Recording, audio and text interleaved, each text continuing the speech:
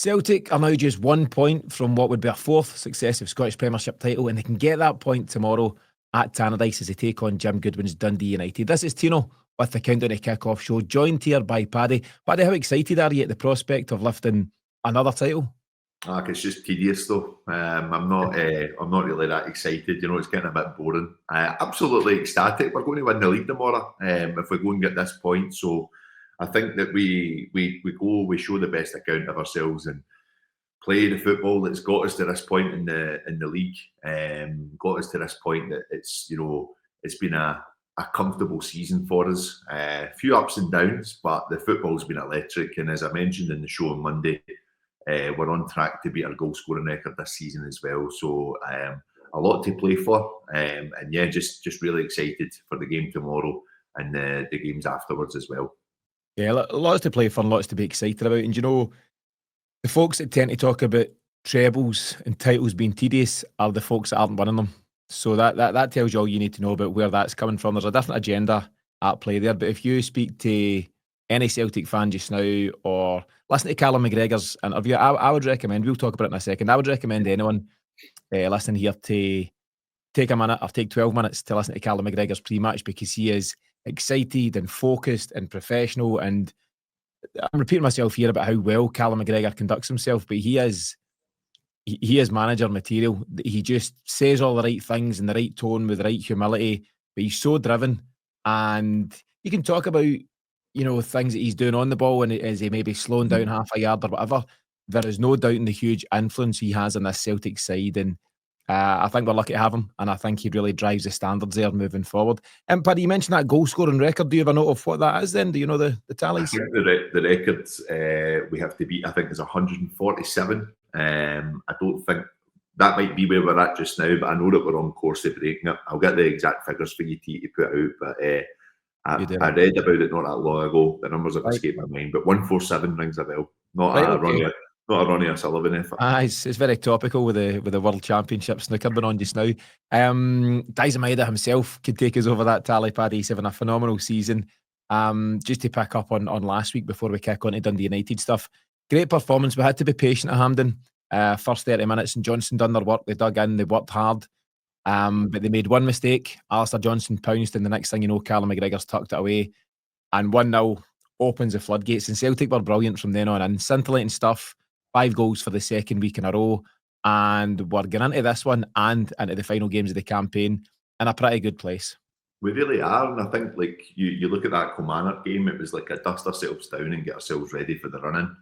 And I feel that we've taken that into the game at the weekend.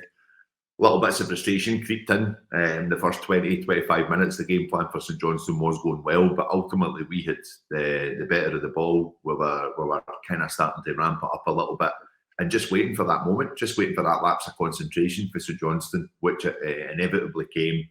And we pounced on it and then some. You know, as you mentioned on Monday, 4 goals in 12 minutes, Tino, is ruthless, absolutely ruthless. No mercy for the Saints. But I think for me, this is the time. And I listened to some of Roger's comments yesterday, and what he was talking about is that now we've put ourselves into a cup final. The next 5 games, in a sense, should take care of themselves on the basis of the players are focused.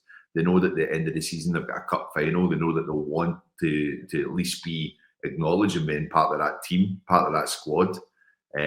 He pointed it out before the game at the weekend that there's less substitutions available in the cup games for some bizarre reason. Yeah. So you know, there's places up for grabs in order to get in part of that squad on the match day. So I think it just gets that excitement going, gets us that chance to refocus for the run-in, and no better place to start than the game tomorrow where we can go and win the league. Yeah, definitely. The manager was speaking on Celtic TV, I think it was, and he was asked how important or how beneficial is it to have this, you know, cup final, this showpiece, last game of the season to look forward to. That'll be on the 24th of May this season. And he absolutely agrees with that. You know, what a driver. You know, if you were just going for the league and nothing else, that's motivation in itself to finish strongly. But to know you've got this target, this usually, you know, sunny day, last game of the season to look forward to, that'll really drive players on to make sure there's no let up in standards. I think we're going into game 52 tomorrow of a long old season. And there's going to be bumps in the road. There's going to be ups and downs. That's just inevitable. But I think, there's some kind of harsh words against a Celtic side at times. So I think I've kept a really high level, generally speaking, throughout. As I say, I'll dip here and there. But the standards they've set, Paddy, really incredible. And a strong finish will just cement that. It really will. And I think that, it's credit to them. As I said, we came to that halfway mark of the season where we're looking at our performance, reviewing the performance in Europe, reviewing our performance in the league, the lead that we built at the top of the league as well. And we were raving mad about them. We were talking about how impressive this campaign had been. Some of the football we'd seen in Europe after what was a humbling defeat over in Dortmund back in October. It was a real wake-up moment for us, and I think that allowed our manager to see what his strengths were at that point, what he had to work with. Now, fast forward, we've had some disappointing results in March. We've had some disappointing results in the January as well. That's expected over the course of a season, right? That's football. But I think for me, what is credit to the players is that they are listening to the manager. They are being told, right, we need to ramp it up for the remainder. And I think we're seeing that. But tomorrow, which I'm sure we're going to go into, tomorrow's not an easy game. It's a tough one. Dundee United have got a lot at stake this season. They've worked themselves into a really good position. Yeah, absolutely. And just you talk about those different disappointments. You were in Dortmund. I would expect there'd be no bigger disappointment than getting out there full of hope and taking a doing. But it's not so much about the defeats, it's how you respond to them. And I think the way Celtic generally respond under Brendan Rodgers has always been impressive.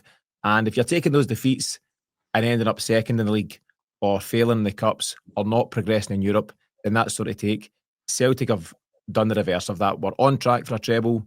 We've made more progress in Europe than we have done for a long time. Yeah. And it's all set to be a really strong finish to the season. Paddy, let's look at Dundee United. So, as I say, Callum McGregor's been speaking, Brendan Rodgers has been speaking, and there's huge respect for Jim Goodwin's Dundee United. He obviously gets along to a few Celtic games to do those in-person scouting missions with his son, but he's done really well. I like Jim Goodwin. I like the way he speaks. I like the way he carries himself, and he had a tough time at Aberdeen, and it looked like his credibility was on the slide. I'm really pleased to see him do so well at Dundee United, and what it has made them is a team that play good football and they're hard to beat, particularly at home. Celtic drew nothing each there. I think it was back in December, albeit we won the two home games relatively comfy. We won 2-0 in January, 3-0 in February, but there's no debating that this is a tough test. There's no just turn up and you win the title chat. Celtic will need to be on it and at their best if we're going to get the point we need.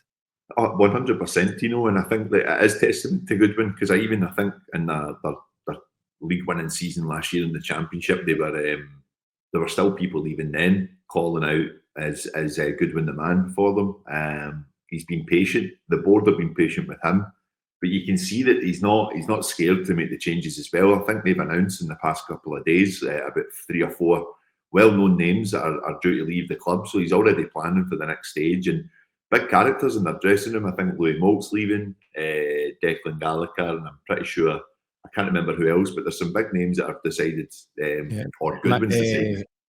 Mixu Patalainen, Dave Neary, all moving on. All these all the boys are away, but he's obviously just ready, and he'll get what he can get out of his squads, but he's not scared to say, I need to move to the next level. And he's brought in some real talent for them this season. I think Babinski is the one that stands out the most for me. I think he's had a solid year. He was the one that was ever lauded at the start of the season, because I think he had a spell at Messiah with Barcelona when he was younger. Never played a game for him, I don't think, but obviously he's Barca quality. So no, I think he's been a real talent for them this year, though, and I think that for us tomorrow, we can't just show up and expect it just to be the 3 points. We're going to be in a game. I wouldn't be surprised if it's a draw tomorrow, honestly, just with what's at stake, reminiscent of what we had with Ange a few years ago at Tannadice. But Dundee United have got a lot to play for, and they've got a bit of momentum going now. They don't want that to drop. Yeah, I was there that night at Tannadice. So what was that, 2022 under Ange, 1 each draw, and it played out like the fairly nervy draw that was required to win the league. I think Giacomakis opened the scoring for us, I think. And then United equalise. Maybe Dylan Levitt with a volley. Would that be right? Somebody like him? I think you might be right. Yeah, I need to check. Challenging me there. I challenge myself actually. But it's the point you need, and my big hope is that Celtic do blitz these final 6 games of the campaign, 5 post-split league games, 1 Scottish Cup game. But if it's a draw that we need to win the league, then I think we'd all accept that. You want to go and do, we were at Kilmarnock last season. You win 5-0 and it's one of your best performances of the season. And that's great. Can't always be like that. And you've got a Dundee United side very motivated to ensure that we don't have it all our own way. And if it's a draw that we need and it's a draw we get, then I think we'd all be happy enough with that. Absolutely. We want to see, though, and you asked the question during the week, can Celtic go and, or should Celtic go and win the remaining games of the season? Yes, they should. And I think that's what a manager will be telling them as well. It's the reason why we're sitting top of the league. It's the reason why we're 15 points clear. It's up to us to go and really just put that marker down, not just for the end of this season, but really, really showing that we're going to try and do the exact same next season as well. So to go and win the remaining games would be a real statement from us. Yeah. Last point on Dundee United, Sam Dalby up top. He's a key player for them. You might have seen the team of the season, that was released last week. Yeah. And the front 3 in that team was Daizen Maeda, Nicholas Kuhn, and Sam Dalby. And it tells you everything you need to know about the kind of season he's had. He's on loan from Wrexham. Obviously, they've got some money to spend and they'll be hopeful of making it into the Championship. Actually, they're towards the top of League One, just behind Chris Davies Birmingham, who have won that title. But they're a good side. He can't quite find his way into that team. But he's been a revelation for Dundee United, and he's right up there at the top of the scoring charts. And he's the focal point for Dundee United. And Celtic will need to be on their toes to look out for a guy like that who's confident, in form, and himself looking to have a strong end to the campaign. Yeah, absolutely. I think it's a nice test for the likes of Scales and Carter Vickers, which looks like it's our pairing to the end of the season.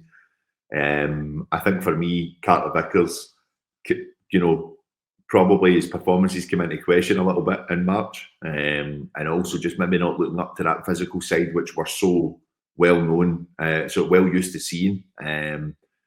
And I feel that of the last 2 games, he's got a bit of that swagger back again. I felt like even the challenge at EPA's coming on on Sunday, he relished it. He threw himself right into it. And that's what Carter Vickers wants. He wants to be the guy that's going to be on the right side of the ball. He wants that physical challenge. So Dalby definitely presents that. And I think the games they've played this season, he's found that a bit of a match. So I think it will be interesting to see. As I say, they're playing with a bit of confidence. They're playing with a bit of freedom now, Dundee United. So it'll be interesting to see how they go for the game tomorrow. I think they'll try and soak us up and then maybe go for it in the last half hour against us if they've kept the score down, if they've kept it to a level game. Yeah, and they'll be hugely motivated, Paddy. They're only 3 behind Hibs. Hibs have come storming back into it, and they're arguably the informed side. The kind of stats bear out. We beat them in the Cup, obviously. I think league-wise, are they unbeaten in 19, 18, something pretty incredible. Really impressive stuff. But Dundee United have managed to hang on in there, and they're only 3 points behind, and they'll be well motivated to return to Europe. There's the thing, you mentioned they won the Championship last season. Not only did they come up and just consolidate and finish bottom 6, and just try and stay safe, they've kicked on in, another level. And to be targeting 3rd at this stage in the campaign speaks volumes for what they're doing. So as I say, we can all agree it's going to be a really tough test. I like what you highlight in Cameron Carter-Vickers. I think rightly he came under a bit of pressure for some poor performances, recently against Rangers, against St Johnstone, just not quite at himself and looked a wee bit sluggish in the ball, just not quite, at it, to use that term. And that can happen, dips in form. I think it's because he's been at such a consistently high level right throughout his Celtic career. When someone like that drops a bit, it's very noticeable, because you're used to seeing him, do so well. And I really liked his performance in general. I thought he enjoyed the physical challenge when the sub came on at St Johnstone. But I really liked the part he played for Celtic's second goal. He gets the ball bang in the middle of the park, in Celtic's half, just outside the centre circle.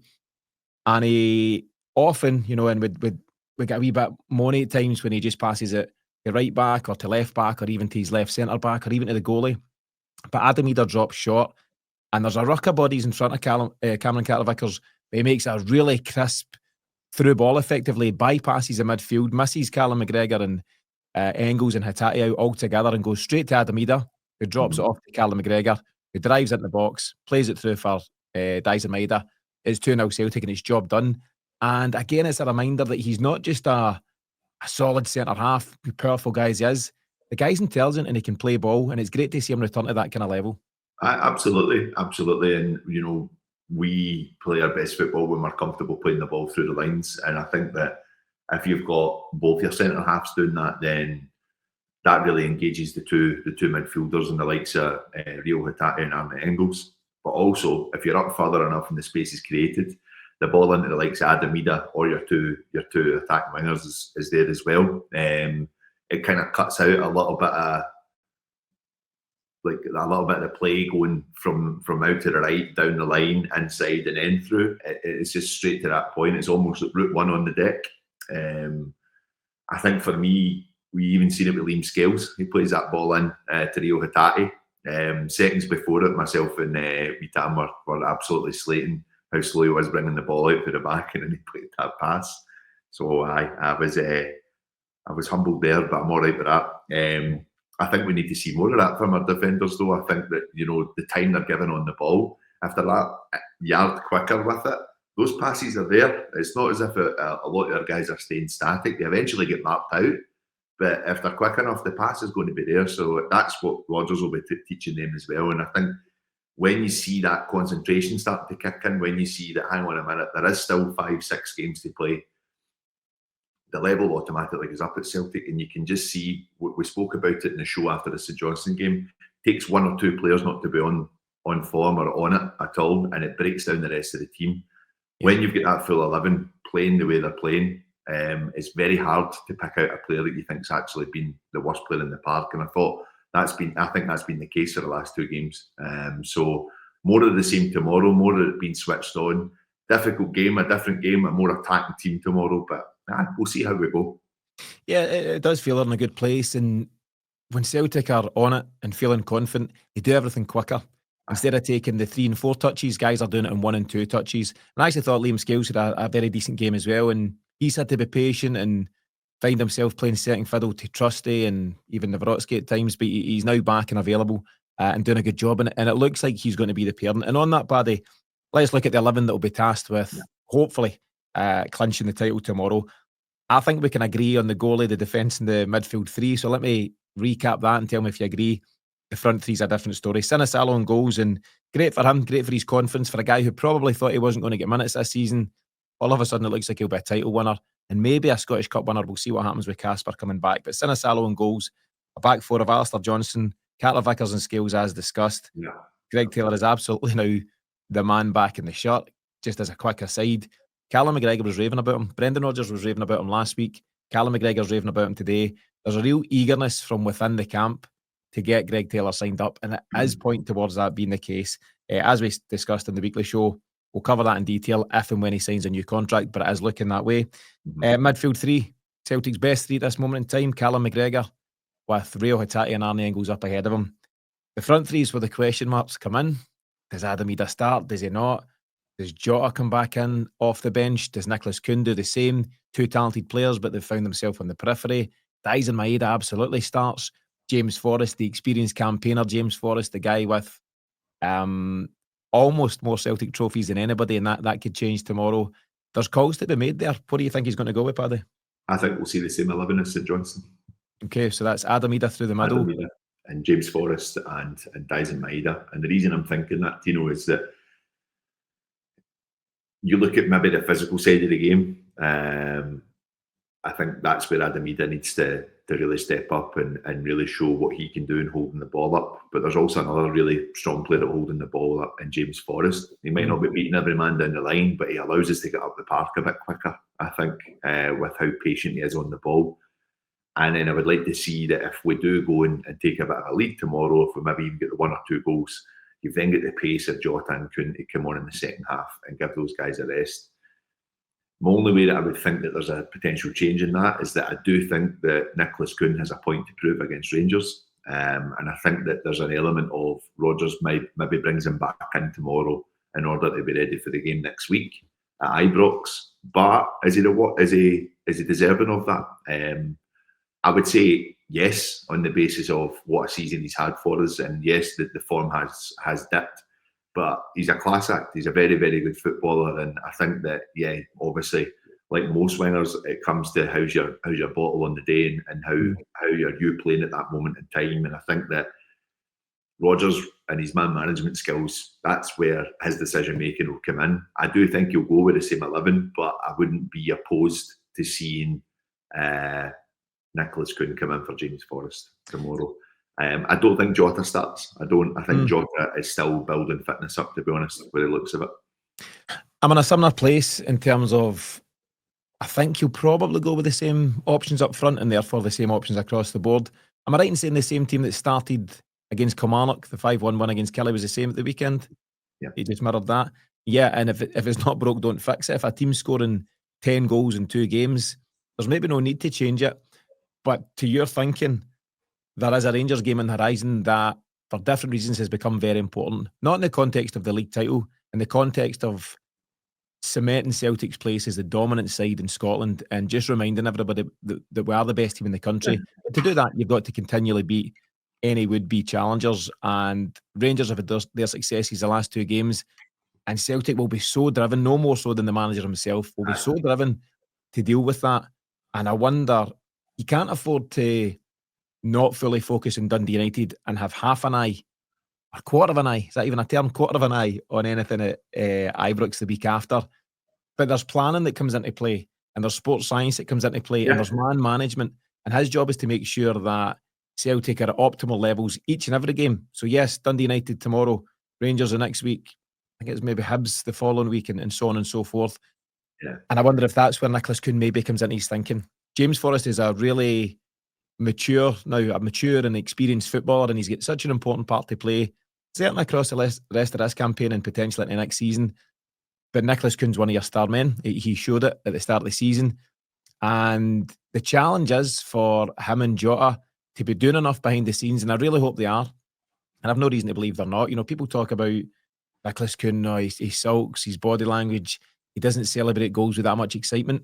It's just the guy's natural persona. Yeah. I've been at a couple of press conferences with him. He's just quite a low-key guy. He's not full up his... You know, Jota's charismatic by nature. That's who he is. He's got that kind of bit about him. Different players are quite bubbly in different ways. It's just not who Nicholas Kuhn is. But what he is a very talented player. And there's no doubt that him at his very best gives any team at our levels, you know, Dundee United, Rangers, Aberdeen in a cup final, real problems. And that might fall into the manager's thinking. Yeah, I think so. I think that I wouldn't be opposed if it's Kuhn in for Forrest tomorrow. But I'm more than happy with James Forrest starting as well. As I said, I think watching the game last week, we could see that, he's maybe not going to be taking it past players the way he used to, but he's so comfortable with the ball at his feet. And it allows the likes of Johnston getting in behind him. It allows the likes of Arne Engels and even Neil Hattati getting up to play with him as well. And he's comfortable in playing it down the right to that overlapping fullback, but he's also very comfortable in playing his ball across the front of the box as well, into the feet. He's such a handy player to have, and I think that, you know, we speak about, why is James Forrest still part of a Celtic squad in this day and age, and why have we not moved forward? Actually, James Forrest is the reason for that. I think he's got the attributes to really still have a part in this team, and our manager's seen the exact same. Yeah, all right, we'd want to sign a new winger. We Celtic do sign a new winger near enough every transfer window. But there's still no one really shifting him, and it's a testament to his quality and what he brings to the team as well. And he's a big part of that changing room as well. So I'm not opposed to James Forrest starting, but if Nicholas Kuhn come in, I would understand why. Yeah, great options for the manager to have, and you cannot have too many winners about the place, and that's why James Forrest remains at Celtic. It's twofold. Brendan Rodgers sees that value, but James Forrest has stepped up to the challenge that's been thrown at him over the last couple of seasons since Rodgers returned. Rodgers will have come back in and said, you need to show that you're still here to add value, not just to pick up a wage or be around or train well. You need to have an impact on games, and James Forrest has absolutely done that. Just in terms of the numbers, Paddy, a reminder for anyone that's not sure, James Forrest and Bobby Lennox are Celtic's joint most decorated players on 25 trophies. Obviously, Bobby Lennox has got the big cup, which kind of just edges him for this moment in time. But in around about 24 hours from now, James Forrest could be standing alone on 26 trophies. Callum McGregor's not far behind. He's joined on 23 trophies with Billy McNeil just now, and a league title and then a Scottish Cup would bring Callum McGregor up to 25, which would just be phenomenal. Callum McGregor, again, just to go back to his comments pre-match, he was saying how important the 4, 5, 6 fellow leaders in the dressing room are to him. He name-checked Greg Taylor. You better believe James Forrest is one of them, and there's different ways to lead. James Forrest is not hugely vocal, a very humble guy. He was also speaking the last couple of days, but he's a winner, and people look up to him, and whether it's Nicholas Kuhn or Jota or Yang or anyone else playing in a wide area at Celtic, they admire what he's done and how he continues to look after himself. You might have caught a wee clip of Tony Watt, I think he was speaking during the week, and he's still partly with James Forrest from his time at the club. And he said he's just such a pro. When they go out together, he eats well, he looks after himself, and he's everything you'd expect from a guy who's about to become Celtic's most decorated player. It's great to see. Paddy, a few guys miss out, and that's just the way it'll be. There'll be frustration for Bernardo, who I'm sure is looking to have an impact between now and the end of the campaign. Luke McCowan, who continues to be there or thereabouts, and maybe one or two others. But this is a challenge at Celtic for these guys, and we know now in the modern game with the use of 5 subs, yes, the starting 11, of course, is important, but there's changes to be made, and sometimes the team that starts the game and does the work to wear down the opposition aren't the team that then go and get the goals to finish it off. And anybody waiting in the wings will have a huge part to play as well tomorrow. Yeah, without a doubt. And I do feel for the likes of Paulo Bernardo. It doesn't seem as if he's had the opportunity to get going again after his injury. But he'll be patient. Enough. He'll get his chance. I think there's still a lot more to come for that guy. And as I say, if we do a professional job tomorrow, the manager's got the remaining games to see who's going to be part of my plans next season, really. And I do think we'll see a big bit of rotation come into play for the final games of the season. And it's massive for us because obviously we've been having the discussion about the manager as well. It's also a big moment for Celtic because are Celtic going to give him the budget to rebuild a bit of the team this summer when he could just leave the following season? Is it a start of a big rebuild, or is he going to have everything in place for the end of the summer? There's a lot of big calls to be made, but first and foremost, I think he really needs to see the character of some of those guys that he's questioned over the last couple of months and see what it's like in the final weeks of this season as well. Yeah, I mean, if Brendan Rodgers is pitching up to Michael Nicholson and Chris Mackay and Dermot Desmond even for a budget for summer coming, he's got a real strong hand to play. He'll say, I signed a 3-year deal. I'm now 2/3 of the way through that. All going well. If we do complete the treble, he'll say, I've won 5 trophies out of 6. You challenged me and tasked me with progressing in Europe. I've done that. The proof is there. And I deserve the budget to go and continue the good work I'm doing. Now, he's committed to 3 years. He's quote unquote said 150% he'll be here for the 3 years. And I think on that basis that he's absolutely entitled to all the backing that Celtic can give him. And this is once again this pivotal crossroads type moment in the history of modern Celtic where the opportunity is there to really back your manager and really go for it, take off the shackles. And you don't need to be reckless financially, but you can take some calculated risks given the strong finances that Celtic have got and whatever another Champions League campaign brings to that. Maybe we sell a couple of assets in the summer, but there are huge budgets there to play with. And I think the manager deserves a chance to see out the project, whatever that looks like. If it's one more year of the project before he hands the reins to somebody else, then so be it. It might be a couple of years more, 2-3 years more of Brendan Rodgers. That all remains to be seen. But he deserves a backing, Paddy, based on what he's achieved. He does. I just think we've seen it go horribly wrong before when it comes to this rebuild stage and where we need to be switched on this time. I'm hoping that that's what the board are preparing for. And for me, 100%, you allow the manager to tell them what he wants and what he thinks will be the future, even if he does leave at the end of next season. Yeah, I think he's earned the right to do that, and it would be twofold. It would allow Brendan Rodgers to continue his project, and then potentially leave any new manager with a quality squad full of confident winners. A team full of winners that have done so during his time. So it'll be interesting to see what happens in summer, but loads before that to look forward to. Just a quick recap in terms of something we covered on the weekly show.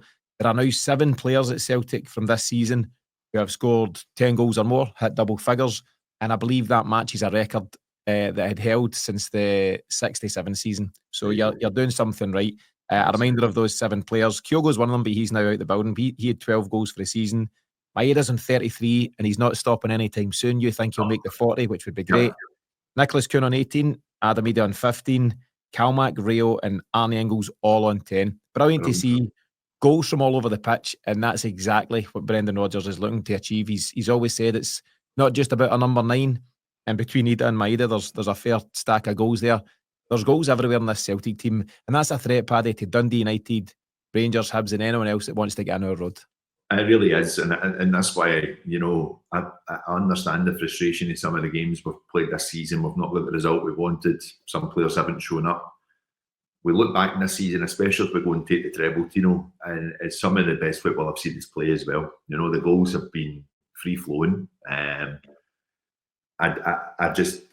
don't know how you can criticise something like that. I think that when you look at it in the grand scheme of it, a blistering start to the season. The football we were playing was brilliant in Europe as well.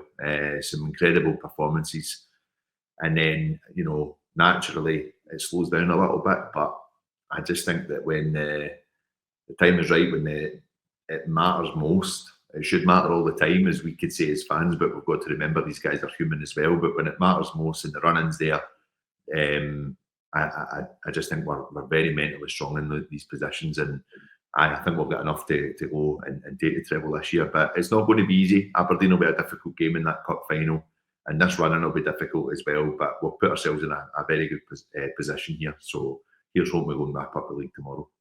Yeah, and I think, as you say, when it matters most, when it really counts, this Celtic side step up, and I do expect them to do so tomorrow against Dundee United. And on that note, Paddy, I'll come to you for your scoreline prediction and why. I'm going to go 2-1. I think it'll be I think it'll be a scrappy game tomorrow. I think we'll play some good football, but I think Dundee United will surprise us as well. I'm going to go 2-1, but we come back from a 1-0 lead. I think we're going to push it and maybe go for a wee late winner. That would be a nice way to win the league. I love it. I mean, I just need a scoreline, but you've added some extra details, some bells and whistles to that. I think 2-1 as well, and I'm not going to change it just for the sake of it. That's what I feel would be just about the way to go. Yeah. There's no doubt this Celtic side are a strong side mentally. There's a real confidence about them, but anxiety and nerves can kick in when you know that you're just on the cusp of something. There's so much to play for, and that can lead to a wee bit of anxiety in your play. You might not make the pass.